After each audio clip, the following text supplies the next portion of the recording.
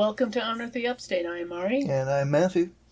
And today we're going to a portion of New York, which is in the southern part of New York, but it's not downstate. Okay, that may be confusing to some people. It's around Ithaca, and it's an area I didn't know we had, but apparently a lot of weird things happen in this particular area. And as I was researching it, yes, I just kept finding more and more. It was a gift odd things that just kept on giving. Yeah, we had to stop researching it because it would have ended up being a 5-parter. I mean, it was just insane. We just got done with a 2-parter. So the area we're talking about is an area called Connecticut Hill, or it's called the Alpine Portal, or name of the town, Newfield. Actually, there's a few towns, Newfield and Alpine. Newfield, New York, right. That are involved with it. But what is Connecticut Hill? Well, Connecticut Hill now is a wildlife management area. It's 11,000 acres of land. You know, during the Revolutionary War, farmers had tried to farm there. It really is not a good area to farm. Sullivan did his march through there, and we've touched upon Sullivan and the atrocities. Oh, yeah, with the torture trade directly. I mean, this is kind of northwest a bit from there, but yeah. Yeah, about 16 miles southwest of Ithaca. Yep. Anybody who's not familiar with Ithaca, that's where Cornell University is. It's known for its gorges. It's got a lot of waterfalls. It's a bohemian town, I guess is the best description of it. Very hilly and difficult to drive in. Yeah. If you're ever thinking of taking a drive through Ithaca, it'd be better walk. Yeah, right. And, you know, there's Buttermilk Falls right in that area. Yeah. It's a gorgeous part of the state. It really is. The falls are right there in the town. It's interesting. Yeah. So, but Connecticut Hill, a wildlife management area, doesn't sound that exciting, does it? Not really. Well, remember I said one of the names for the place is the Alpine Portal. Yeah. And people who report about things that happen in the Alpine Portal, named after the town that's kind of to the southwest of the Connecticut Hill Wildlife Management Area, they describe everything from ghosts, shadow men, strange noises, knocking, screaming, Bigfoot, and UFOs. Naturally, yeah. So it pretty much, if you want to experience any of that, go to Connecticut Hill. Yeah, you could get it all. You can get it all. Now, this is on our list to hike this summer. Yes, it is. Because the Finger Lakes Trail and the North Country Scenic National Trail both cut through there.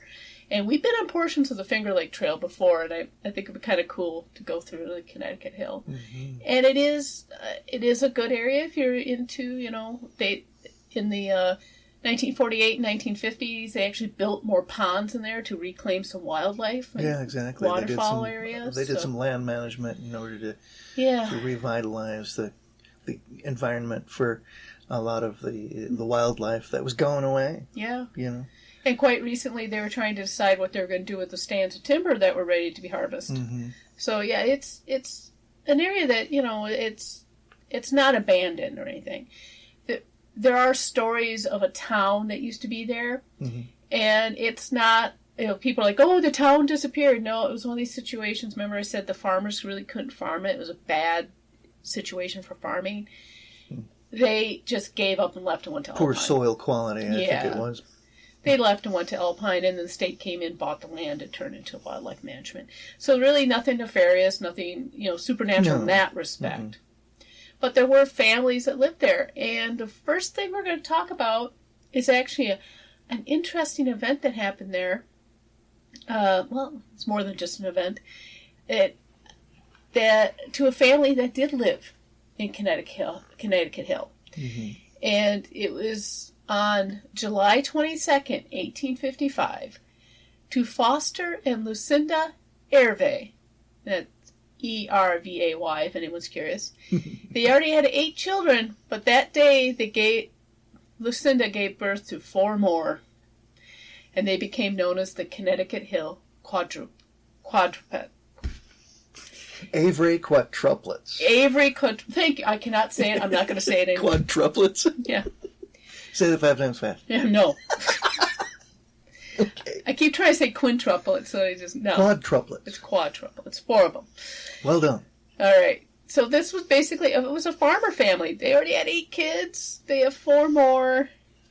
Mm-hmm. The names of the kids, and I'll give their birth weights as well. There was 3 girls and 1 boy. There was Ida Adela, who was 1 1 1.25 pounds when she was born. Irvan Aldebar, who was 1 3/4 pounds when he was born. Iva Armelia, who was 1.5 pounds, and Inna Urella, 1.5 pounds when they were born. Some small babies. They were very small babies. Did any of them survive? I'll get to that. But remember, this is 1855. Yeah, that's what I'm thinking.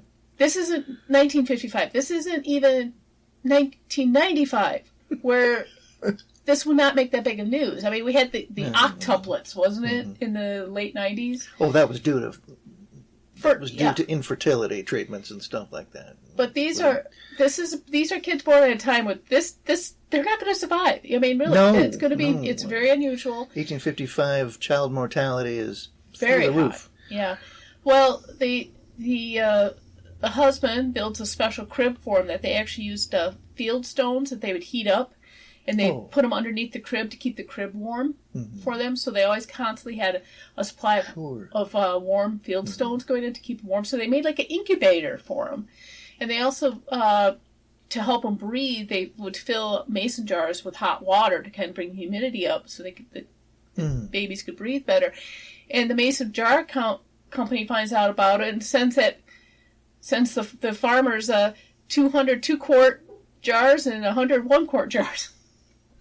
That might be the first time that a multiple birth gets a gift from a company. I'm not sure, but that might be it. Might be.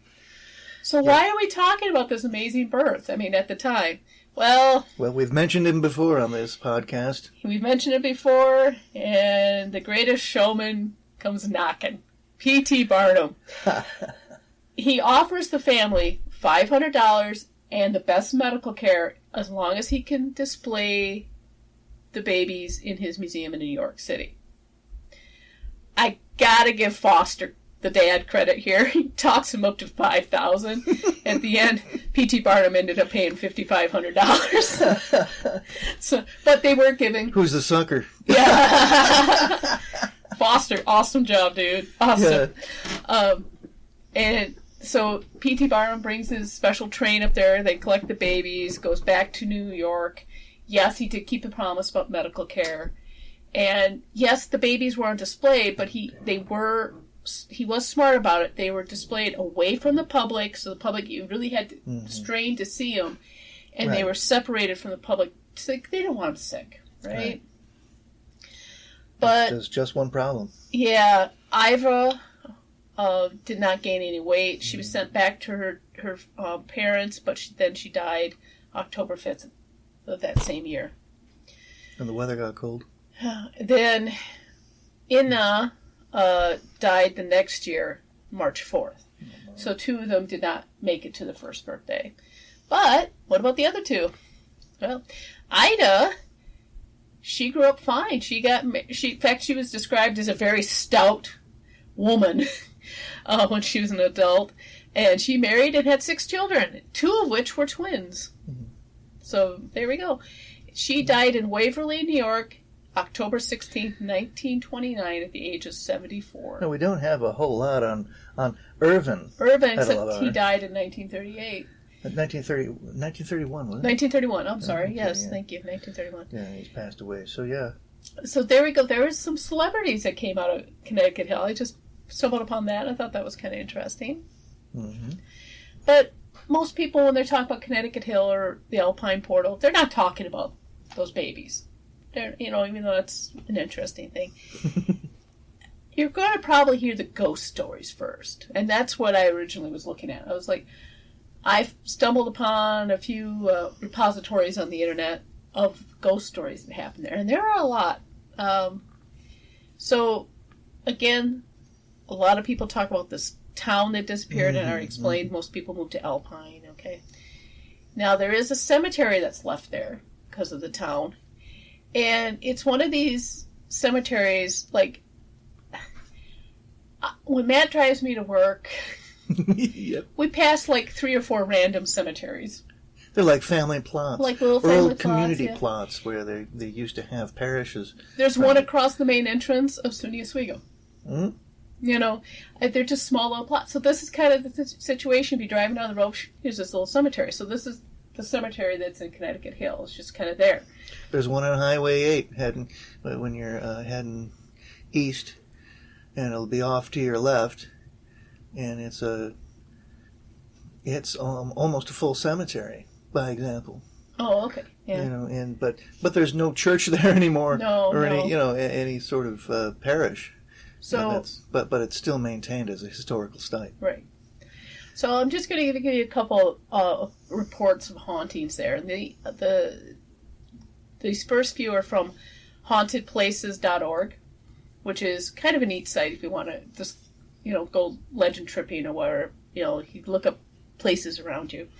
And this is from Zach. And he said, I would truly agree with the fact that whatever is in the graveyard is not friendly or welcoming to guests. I have lived in that area most of my life, and I have been to the graveyard many times, and I have heard many things there. Screams, it says thugs. Oh, yeah, screams, thugs moving around you, and things being thrown.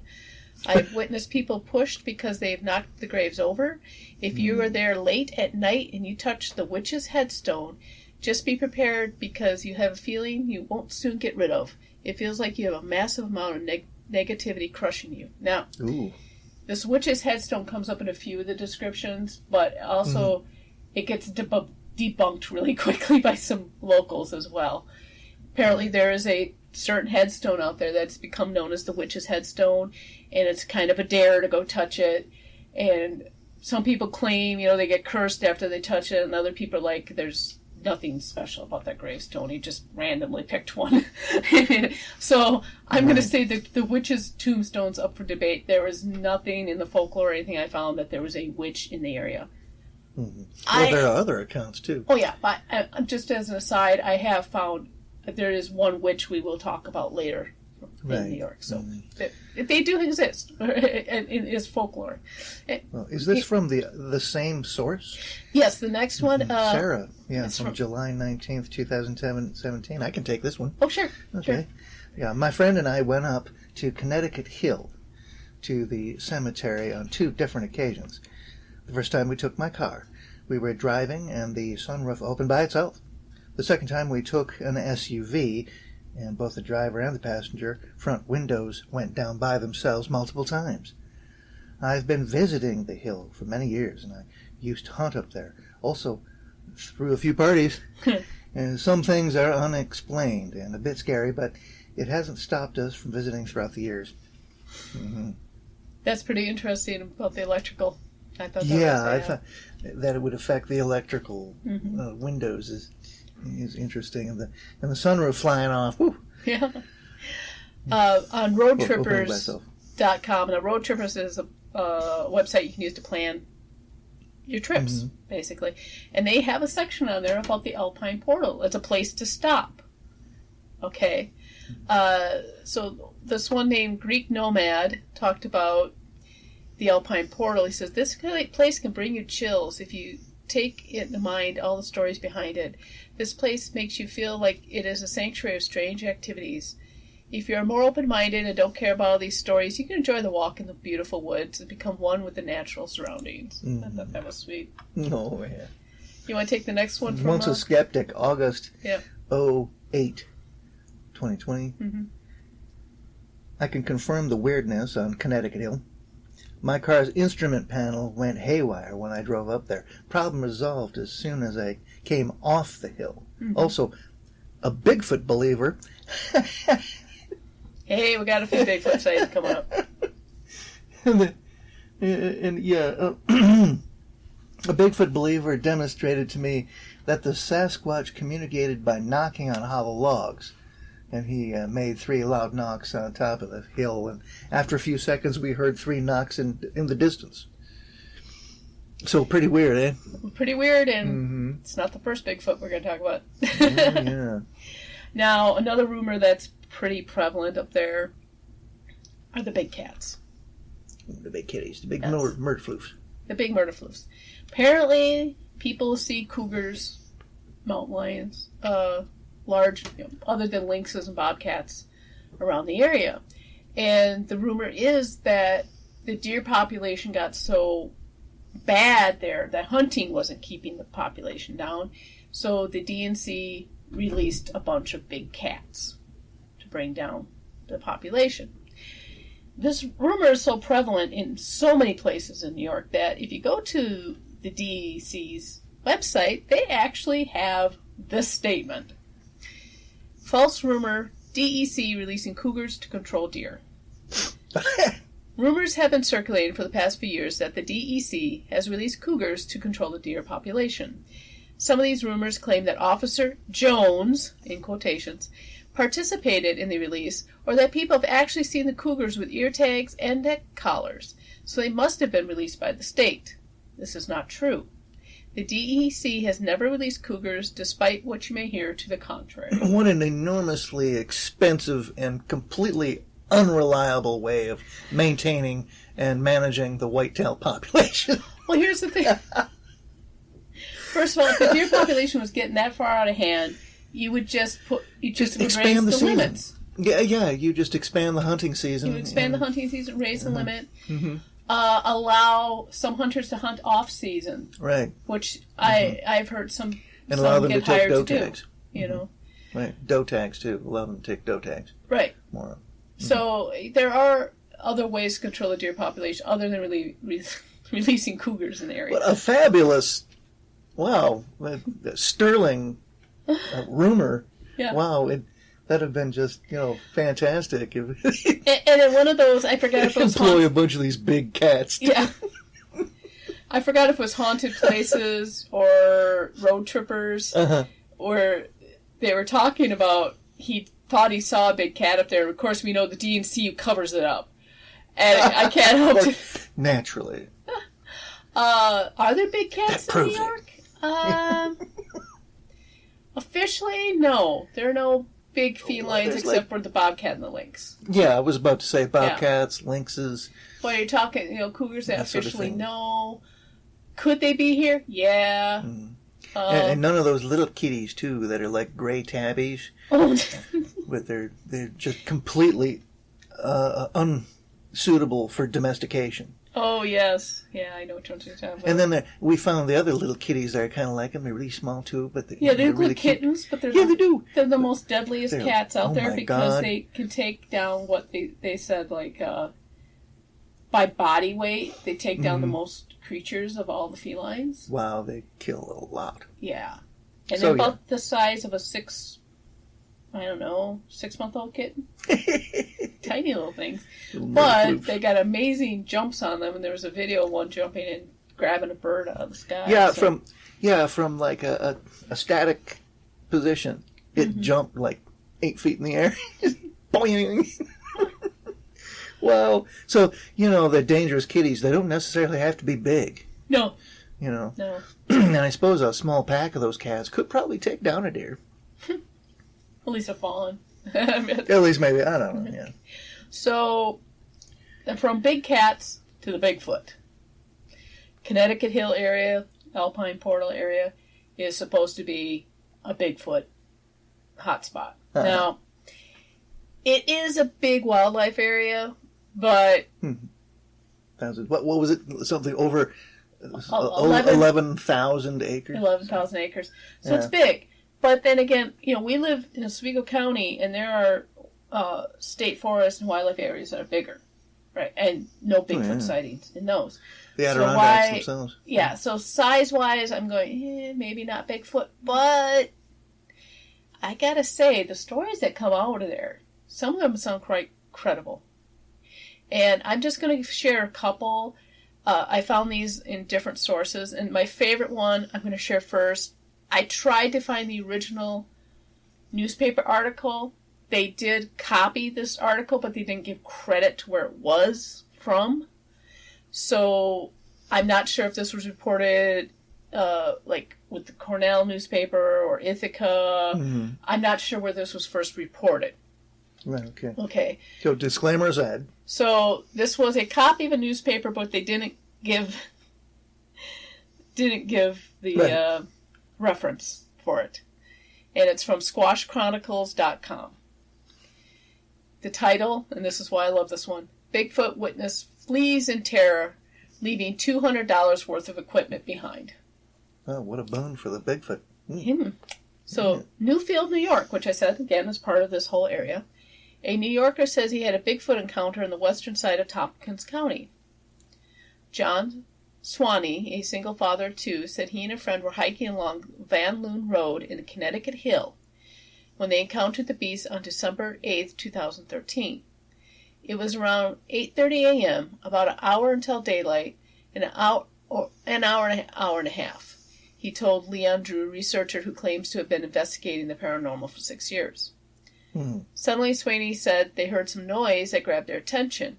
You could hear this kind of whoosh, whoosh, as if you're going through frozen grass.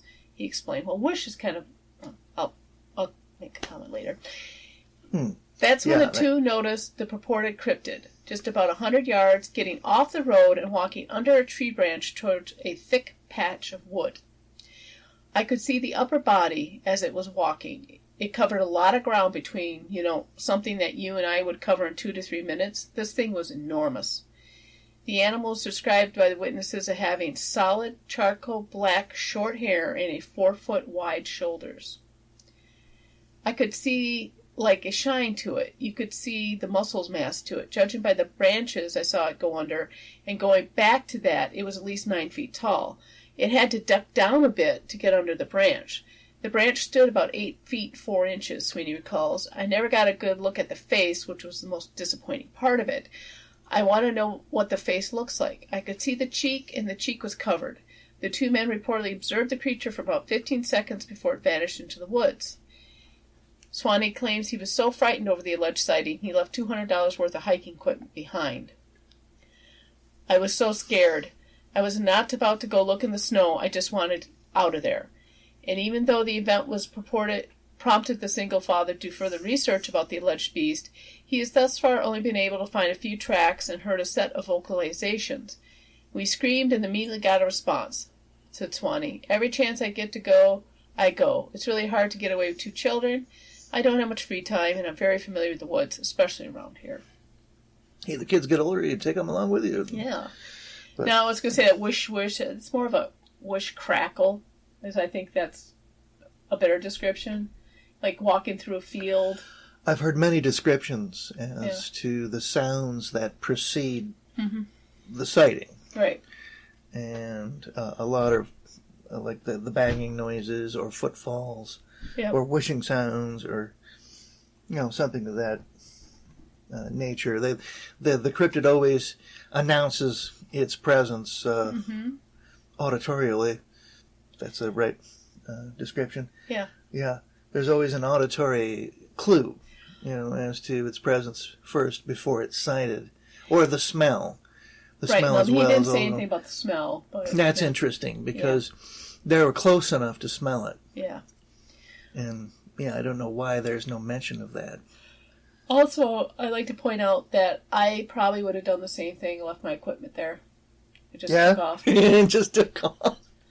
Although, when I'm out hiking, most of my equipment is on me, so it would come with me. Absolutely. So, yeah.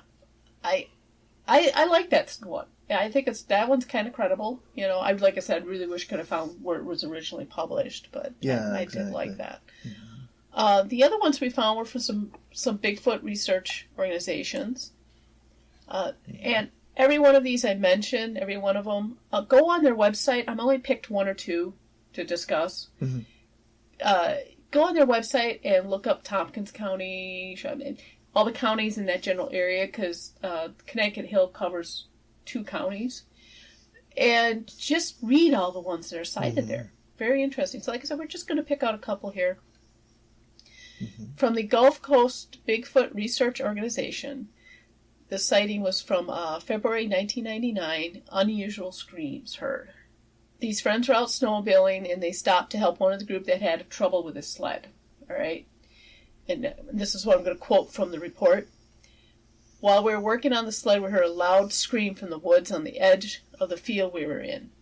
It was nothing like we heard before. We looked at each other and wondered what it was. It wasn't a bobcat or anything. I've heard before in the woods, having spent a great deal of my life outdoors hunting, snowmobiling, and camping. We heard the scream twice in one spot, and then once in another spot 5 minutes later. We didn't hear anything movement, but there was a lot of snow on the ground. We shined a flashlight in the area of the sounds, but we didn't see anything. We finished work on the sled and left the field. Screech owl. Could be. Could be a screech owl. Could be a female fox. Yeah. That sound they put in every English mystery that happens in the countryside. Wow! Yep. There's a lot of things that could be, but he's claiming it's not, That's the vixen. Mm-hmm. Yeah. But if we take this guy for his word for it and says, no, it wasn't a bobcat, I know what a bobcat sounds like, and I know what can't say it's an elk. We don't have elk here, but elk make a really weird screaming noise. But definitely was not elk because they're not in here. And they're too far south to be a moose. Right, Those exactly, are only up near Plattsburgh. Yeah. So, I don't know, that would freak me out if I was out snowmobiling and I heard blood-curdling screams. Maybe it's one of those big cats. The non-existent big cat. Non-existent big cat. But he said it wasn't a bobcat, so it didn't sound feline. Oh, yeah, you hear that big scream, you come around the corner, you're around the bend, and it's one of those little cats. Yeah.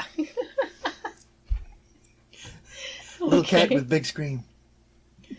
And now let's go to BRFO, which everyone should know is the Bigfoot Research Organization. Right. This also came from 1999. Actually, this was reported in a few different places, and I just think that BFRO had a better write-up on it. Mm-hmm. Okay. This happened in September 1999, so it was... Right. That was in the fall, the same year the previous sighting. Uh-huh. Okay. Driving westbound, my brother and I were doing about 60 miles per hour on Route 224. There were 3 fire trucks from the Odessa Monitor Fire Department coming the opposite direction with lights and sirens as they were responding to a call. So, if you picture it, they're going down the road and the fire trucks are coming toward them. Mm-hmm. Yes. Okay. Suddenly, this creature darts across the road from our left to our right. It was illuminated by the fire trucks and our headlights, and I yelled to my brother, "Don't hit the kid!" Okay. Mm-hmm. It was then we realized it was not a human or an animal. We thought the lead fire truck was going to hit it, and we believed it was spooked by the lights and siren and panicked. It ran extremely fast on 2 legs, leaning slightly forward, with what we estimated to be a stride about 5 to 6 feet as the road was 30 feet wide. It was completely black from head to toe and approximately 6 to 7 feet tall. It swung its arms in an ape-like fashion at its size to gain momentum, unlike the way a human pumps their arms and fists for speed when running. That's how we knew it wasn't a person. The creature didn't look in either direction as it darted across the road. It acted like a scared animal. We returned to the site this morning and did not find any tracks, etc. The ground was completely hard and dry at the time, and no alcohol was involved. I love that addition. Well, yeah, okay, that helps to know. Yeah. That the eyewitnesses were not imbibing in any sort of alcoholic beverages that might affect their veracity. Anyway. But something definitely got spooked and ran across the road. Exactly. And what time frame are we talking here? Is it day? Is it night? Is it... I think from the other one, they established it was night. Let me see if I can find it real quick. Okay. The other report, that was the same report. It just... Well, whatever it was, it had a long stride. 9 p.m. 9 p.m. 9 okay, p.m. So that'd be around... For this time, September? Yeah, that would be after dark. Yep. Definitely. So it was so scary. Everything's being viewed through the light of the headlights and the flashing lights and all. And you think maybe that had something to do with that might have influenced their perspective, their perception, having all the flashing lights going on and everything. And I think that would cause distraction. Yeah. But it ran in front of the one fire truck. And it's not just got the flashing lights going, it's got the headlights going. Right, so you definitely see it move in front. And then they, they thought it was a kid at first. Mm-hmm. The other report also says that it was a 2-lane road, okay? And the creature came from the cornfield on the left side and ran into the wooded area on the right side. Right, exactly. So it came out of the cornfield. So, it was probably one of those, that he who walks behind the corn. Oh, yeah. Children of the Corn, of course. Of course. It reminds me of that Bigfoot encounter, one that was really terrifying. It was a nighttime encounter when they had the cryptid in the headlights, and they could see very clearly what it was. Yeah, yeah. And it was, terrifying experience, and it even ran after them as they were trying to drive away. Oh, man. And, yeah. Well, they're lucky here. I think that thing was too scared to run after them. It was like, I gotta get the hell out of here. What all this noise? Exactly. Yeah. Yeah. I can't remember what the source of that encounter is. But they're always, it sounds very familiar. Mm-hmm. Like, there are a lot of encounters like that people have recounted that are very similar. And it makes for a very consistent possibility, for the cryptid. If people encounter a particular cryptid and they have different experiences about it, and there's no consistency, it doesn't make the cryptid very believable. Right. But that's what makes the Bigfoot, Sasquatch cryptid so much more plausible, is that people have consistent encounters with it. Right. I mean, these were a few months apart, the two last two assured, yeah. So, but let's go to the biggie. Promised you UFOs, and you're going to get UFOs. Oh, yeah. This incident actually ended up being wrote up in Project Blue Book. Wow. I didn't know about this incident until maybe a week ago, and I stumbled upon the first mention of it, and then it was like the floodgates opened. I was still making notes an hour before we were recording. Mm-hmm. I was still finding notes on this. I was still finding stuff about it, too. Yeah, so we might come back and revisit this. We'll just give a quick overview, but it's called the Newfield Ufo Incident, or FLAP, if you want to. So it starts on October 24th, 1967. Around 9:30 p.m., a 12-year-old boy named Donald Kizar, I agree, that's kind of a tough name, Chizar, claimed to witness a craft hovering about 130 feet above the ground near Main Street in Newfield. And he actually has a drawing of it. So if you ever look this up, you can find it. And it's your typical saucer shape, but it's got like a point at the top, and it's got that little bubble at the bottom, and it had a window on it. And he saw some creatures in it as well. But he drew a pretty good drawing of it, I gotta say. Yeah, it says the funny creatures. Yeah, I love this. He points out the antenna and the flashing lights. Funny creature, funny looking markings. Yeah. He did notice that it was red and white flashing lights on it. And he said what's landing gear with red, green, and white lights on it. Mm-hmm. So he also described it as being dull silver, about 30 feet in diameter, 6 to 8 feet high. And it hovered there for about 2 minutes. And then it tilted upward in the rear. And then the rim lights came very bright and it zoomed to horizontal altitude and disappeared at great speed. So, like one of those UFOs from the Close Encounters movie. I was thinking about the Spielberg movie. Yep. For sure, yeah. Mm-hmm. He could see two figures, humanoid figures, in the craft. They were rough-colored and brownish beings with big, wide hips. Weird. Now, the following night, he told investigators he saw 2 more of those crafts. I do have to say this, the first time I heard the description of these creatures, I immediately thought of the Bebos. Or Bebas. From Boobas or whatever they are. That was at Boobas. They were the replacements for the Teletubbies. Yeah, after you look them up, and it's nightmare fuel for the rest of your life. Yeah, it is. First of all, they just speaking gibberish. Yep. The entire children's show, it's all gibberish. And then you're dealing with these... just look them up. And I'm sorry, it's going to be a nightmare for you for life. Oh, that's for sure. They're supposed to be really cute. They're terrifying. And, and when he described the wide hips, that's immediately what I thought of. Mm-hmm. Well, Stanley Orr, this man named Stanley Orr, kind of gets on the scene now. He claims he was driving on 13 to Ithaca on October 23rd. Mm-hmm. Reported 2 large stationary red lights visible from his car. At the time, he didn't think they were flying saucer until he heard about the little boy's experience. And then all of a sudden, they were flying saucers.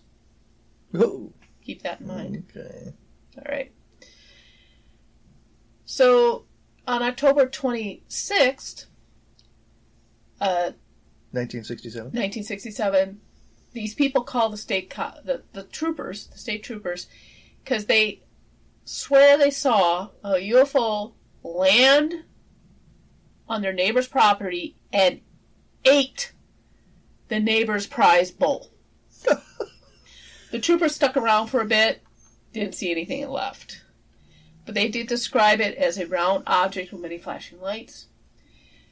Stanley Orr is then interviewed the same day at the YMCA where he lives in Ithaca.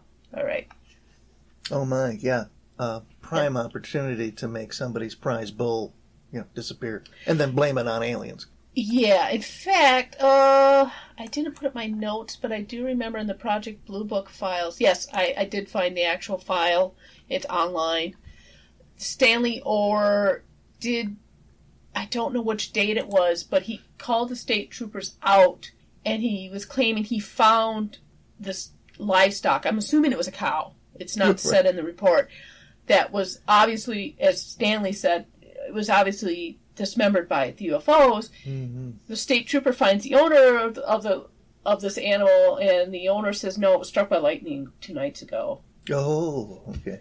So I want people to realize Stanley Orr believed what he was saying, but there's a lot of red flags. He was a resident at the YMCA, so that tells you something there. I'm going to say this guy did believe what he was saying, but they're all seeing, but there's a lot of red flags with his stories as well. Yeah, there is. We'll get into it a little more. I think the 12-year-old boy, I think, is more credible. Mm. The people that are out in the yard and swore they saw the one that ate. Just a minute, Mary. Mm-hmm. No, hang about. What? Wasn't there 2 other boys with Donald at the time when he saw them?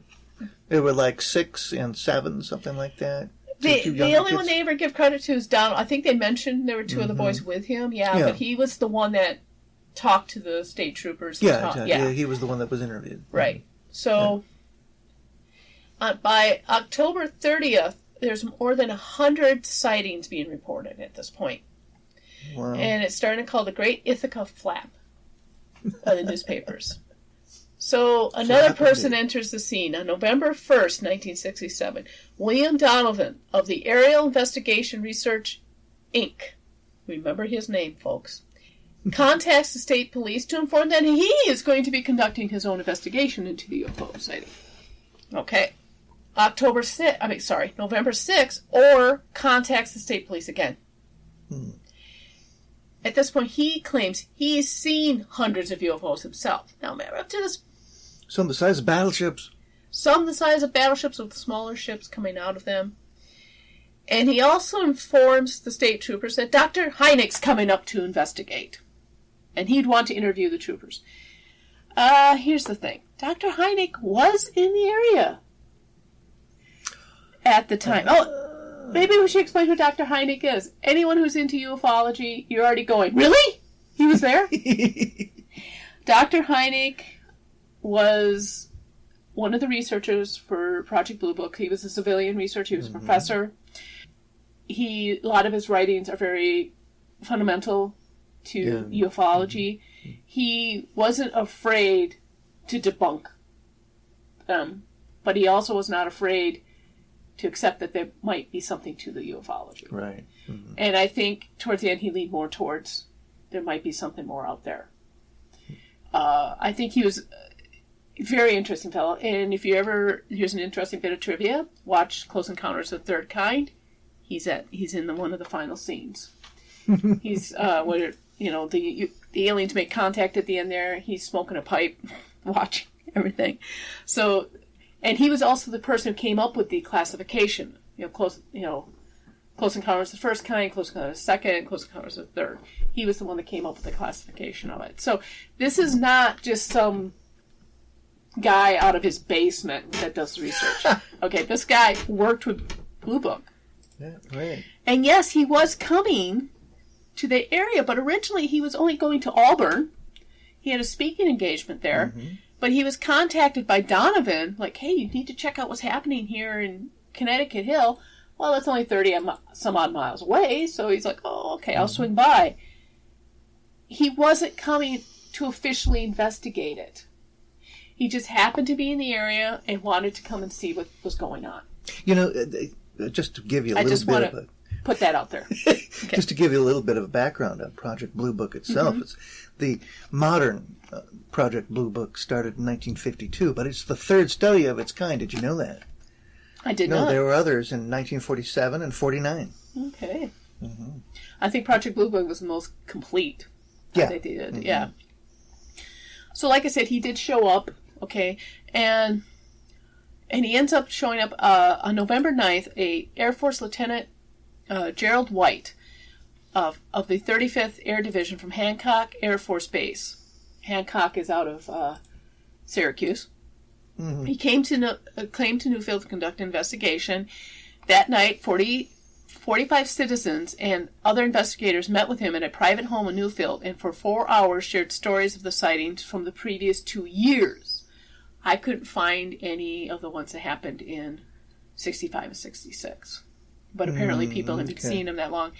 There was a representative of the University of Colorado UFO Project, also known as the Condon Commission, was there. Of course, Dr. Alan Hynek was there as well.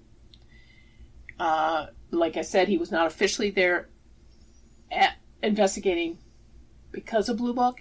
He was just there seeing what was going on. In fact, University of Colorado's Condon Commission asked if they could take over, and he was more than happy. They said, yeah, you can investigate it. He's really, like I said, he really wasn't there to investigate it, but he was just interested in what's going on. Sure. On November 11th, 65 people paid $1 each to attend a meeting at the Women's Community Building on Seneca Street in Ithaca to consult with the experts from AIR, Donovan from AIR. Afterwards, 15 people volunteered to accompany him and go up to Connecticut Hill and look for evidence. Now, if you go to what was reported in the Blue Book files, I don't know if I can find it now, I just got to go off the top of my memory.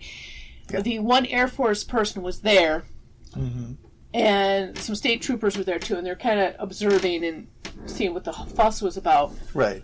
And the one state, I think it was the state trooper, puts in his notes, at one point, Orr wanted to read his 11-page letter that he was trying to sell to Look magazine, and he wanted to read it. Donovan takes it from him and starts reading it, and the trooper, I think it was the trooper or may have been the Air Force guy, they both made reports, I can't remember which one it was, said, put this in his report. He doubted Orr wrote the letter because it just seemed too educated, too well eloquent for what they had seen with Orr and his, their conversations with him. And remember, he's been reporting UFOs left and right. He's claiming that, the Air Force is hiding these things and they're hoodwinking everybody. And he's coming off like a crank. And Donovan is kind of there supporting him. And so a little bit of suspicion raised at this point. Just a little. And I would say the person who, the writer who wrote the article about this meeting also seemed a little suspicious too. The one I read in the newspaper. And it's from the Cornell Daily Sun. Okay. That if you ever want to look it up, the Cornell Daily Sun, November 13th, 1967, is the issue to find this article in. So you're really getting some people there. I mean, and other people were saying, yeah, they'd seen lights in the sky, and other people reporting, well, now, maybe we should lay out, Hancock is in Syracuse. Yeah. Griffiths is in Rome. Yes. those are the two major Air Force bases in the area. Yes. Okay. But there's, there is a research, Yeah. well, there still is a research Yeah. facility for the United States Air Force at Griffiths. Yes. Mm-hmm. My question, too, is I didn't look it up, but we were there this summer, Sampson State Park. That used to be an Air Force base. I can't remember if it was still in commission, though, in the 60s. Yeah, that's the thing. I cannot remember if it was. I know it was during the 40s, World War II. Well, there were a lot of operations going around the area. There Yeah. was a lot of training going on. It was the 1967. Mm-hmm. You're talking the height of the Vietnam War with one of the largest offensives, the Tet Offensive. Right. Was going at that time, and so there was a lot of training going on, a lot of flying, and one of the officials claimed that, well, what Orr said was, well, what he really saw was a turbopropped Mohawk aircraft. You know what's funny is one of them said that, and the other one actually gave, I would say, a better clue of what it was, and that's what I was just going to look up. Okay. I know one was the FY111 interceptor. He said that could be, which was, but it was one of the Air Force. That FY. It was the FY111, and I'm trying to think what the other one was, but they were both interceptors, and they were both being kind of tested in the area. Mm-hmm. I would suggest anybody who wants. I'll have the link in our on our blogger if you want to read the actual Blue Book thing. Mm-hmm. Oh, here it is, F111 and the YF12. They are being flown across the country. They are unorthodox designed aircraft, which is what they have probably seen. That was one of the Air Force men that went to the meeting. Ooh, I could see why the YF-12 could be easily mistaken for a UFO, especially if it hadn't been, painted. Yeah. If it was, just left bare. If you see a picture of it with its lights on, guess what color its lights are? Yes, the same color lights as on the UFO. As on the UFO, yes. Mm-hmm. But let's continue on with the flap. Okay. Well, that's almost a blackbird. Because December 1st, Donovan makes another claim. Oh, well, these UFOs, well, of course they're not aircraft. They're being drawn here because of the synchrotron, which was being built in Cornell University. What the heck is a synchrotron? What the heck is that? Well, it's not a hadron collider. No. It's a particle accelerator. Yes, it is. Yes, it was was put online on October 11th that year. And that's what Donovan, remember, from the Aerial Investigation Research, Inc., claimed was attracting the UFOs there. That this particle accelerator was attracting the UFOs, and they were flying there. There was also claims of tunnels underneath Connecticut Hill. Does this sound familiar to some people at this point, what he's claiming?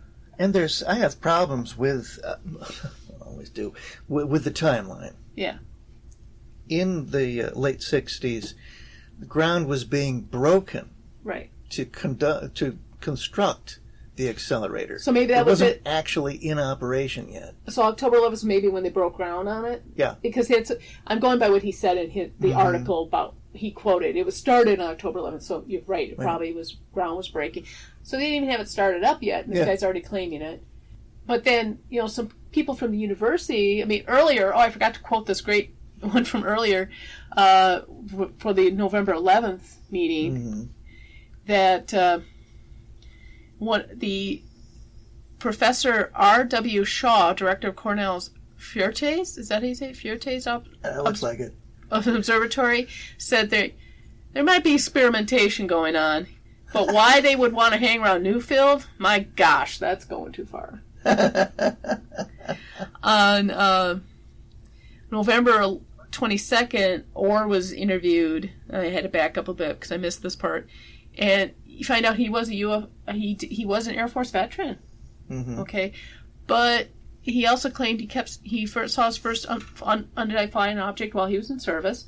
That's actually not unusual. You do find out a lot come forward afterwards. And a lot of service members don't want to relate their experiences officially because it might cost them their careers. But he did feel like the Hancock and the state police weren't taking him seriously. Yeah. They were just, humoring him. And he said, just because I'm an investigator for the Aerial Investigations and Research, Inc., he said. So now he's actually an investigator for them. Before he wasn't. Oh. So now he's hooked up with Donovan. The Air Force. He also claimed that the Air Force was withholding information from the public and was hoodwinking them.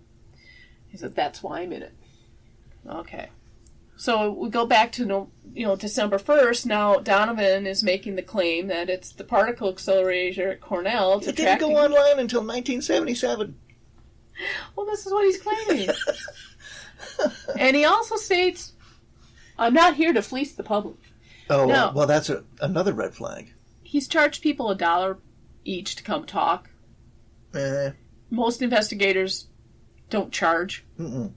He also, in one of the, I don't know if I can find it real quick, in one of the articles, where is it? He said he plans to climb the slopes of Connecticut Hill. No, that's not it. All right, here. Donovan appealed for more AR members, so that's probably where Orr joined him up, asking for more accommodation and meals to continue the investigation. Uh-huh. All right. So while this is going on, the next year, Project Blue Book starts putting its everything together, and it's a very interesting read. I would suggest go ahead and look for it. We will have the links on our blog page for it. Read it all through. Some of it's handwritten, a little hard to read. It's funny. The retractions made me giggle because on one page the names will be retracted, and then you go to the next page, and it's the same names, and they didn't retract them. Very sloppy work there. But the overall thing was, one, they established that Hynek was not there to investigate the Newfield UFO flap. Two, from what they could see, because they couldn't find any radar verification, there was all the, the stuff they would want to verify what was going on. None of it was there, so they just basically said it's not an issue for us. Mm-hmm. It's not a security risk. We're just, it's done. Right. They closed the file, and that was the end of it. Case closed. Right? The end of it? No. Why were we bringing up these red flags? Yeah. Well, people at the time were also noticing these red flags, and on September 19th, this is a postscript here. September 19th, 1968, from the Kenora Daily Sun. Aerial research UFO detective cited for fraud. Oh, dear. I'm just going to read the whole article.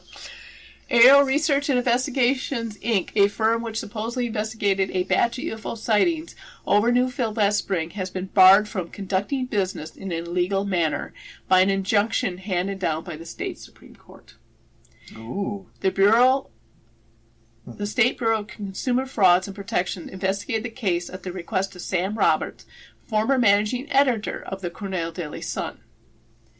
Aerial Research, a membership corporation, is accused of diverting its membership funds for the personal use of a William D. Donovan, president at the time.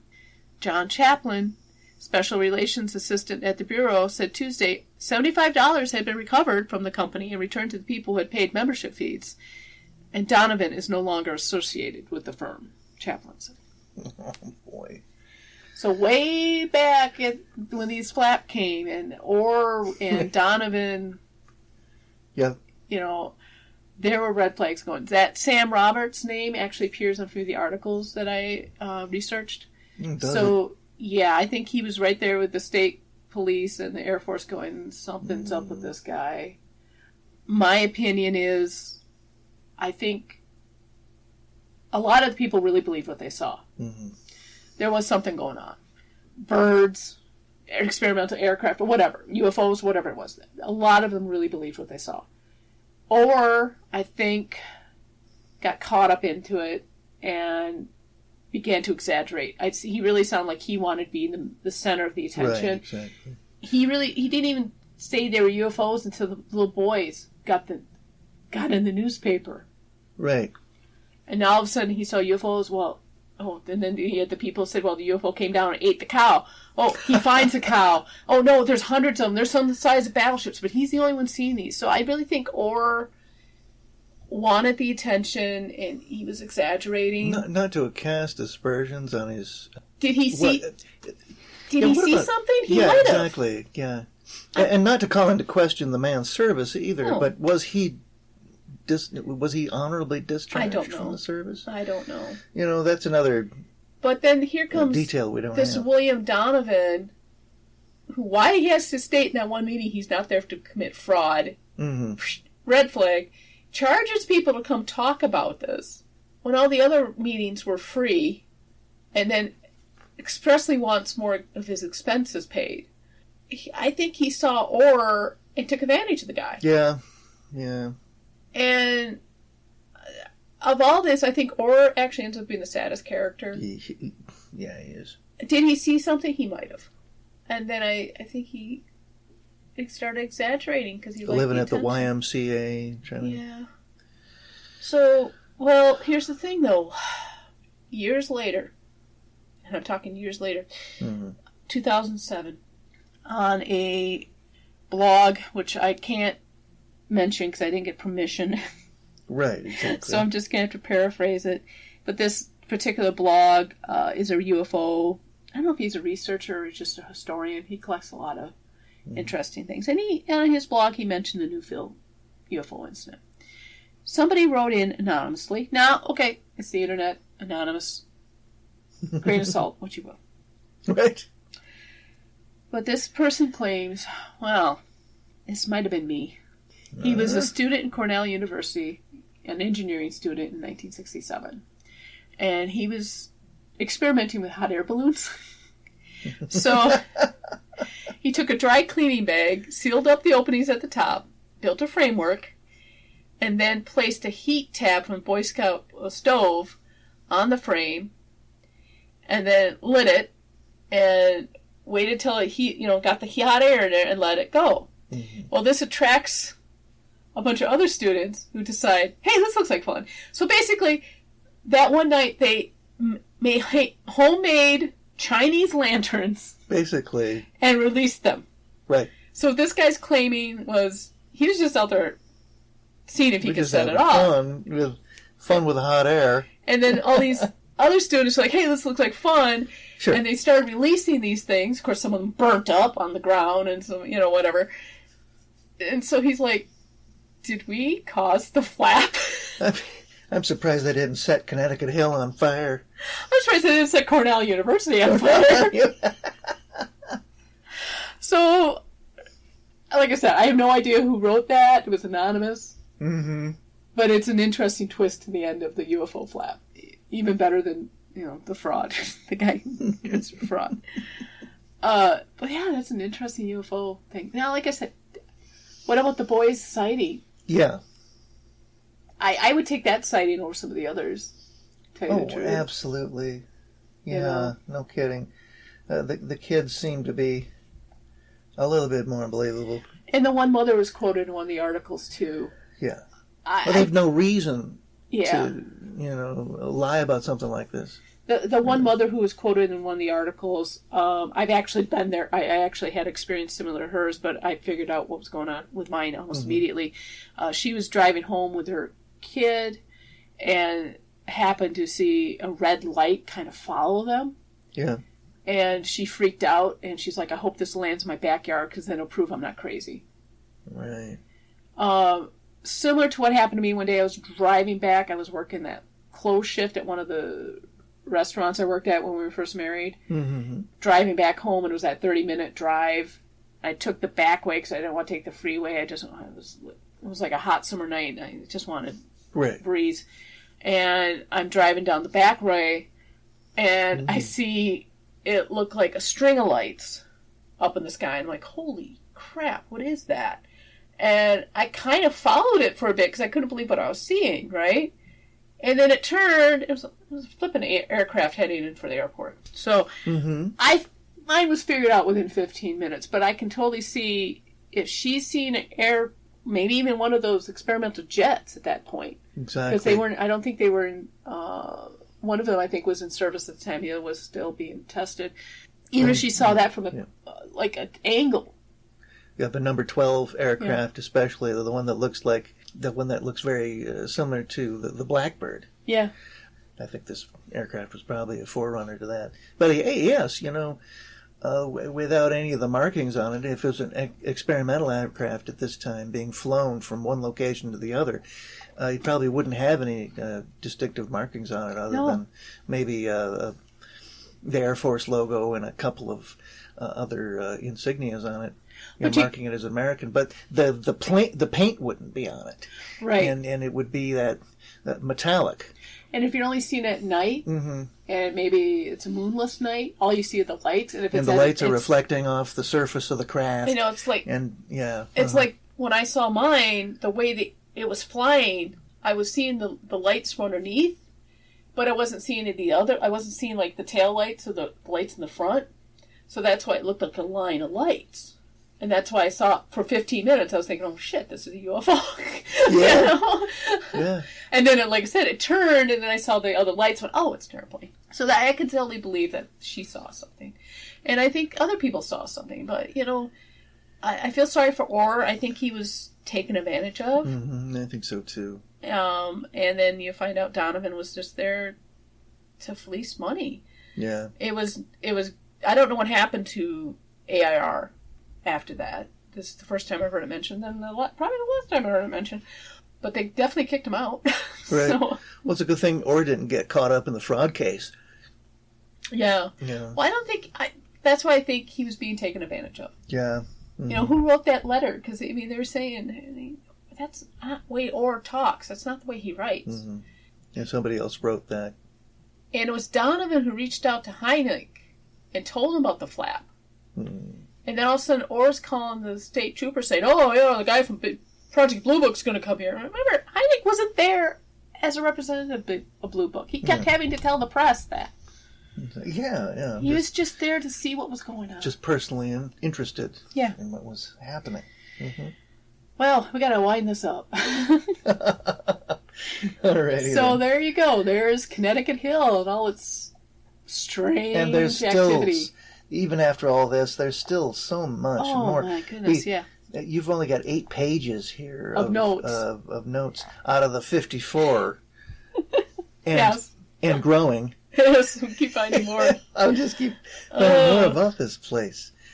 And like I said, it's on our hiking list for this summer. Yeah, Yeah, we're definitely going to go this summer. So, hey, you know what? Keep an eye out for our YouTube channel. We might have an interesting video going up on it.